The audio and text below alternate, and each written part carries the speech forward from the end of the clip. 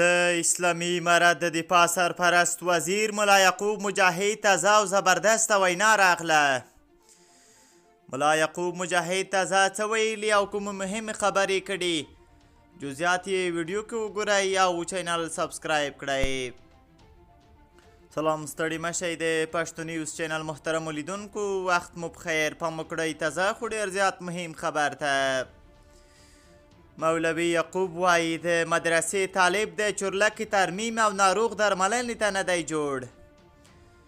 د اسلامي امارت د دفاع وزیر مولوي محمد یعقوب مجاهد په کندهار ولایت کې د جهادي مدرسې فارغانو یوې غونډې ته د وینا پر مهال چې غږیزه بڼه یې د طالبانو ټولنیزو فعالینو خپره کړې ویلي په هیواد کې عصري زده کړې وړتیا ده.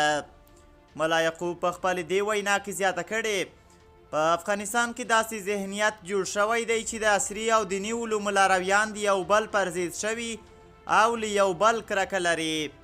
د هغه په خبره که شیخ الحدیث استاد او ملا ناروغ کېږي څوک به یې درملنه کوي. د مدرسې طالب خو یې نشي کولی. که د چورلکې جوړېدو ته اړتیا پیښیږي څوک به یې جوړوي. د مدرسې طالب خو یې نشي جوړولی.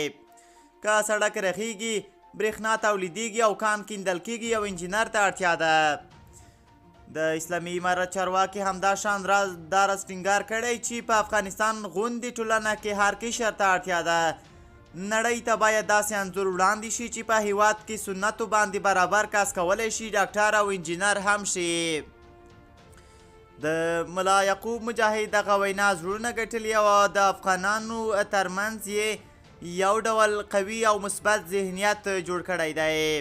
تر ډېره افغان فعالین او فیسبوک کاروونکي د دغه وینا څخه خوښ دي.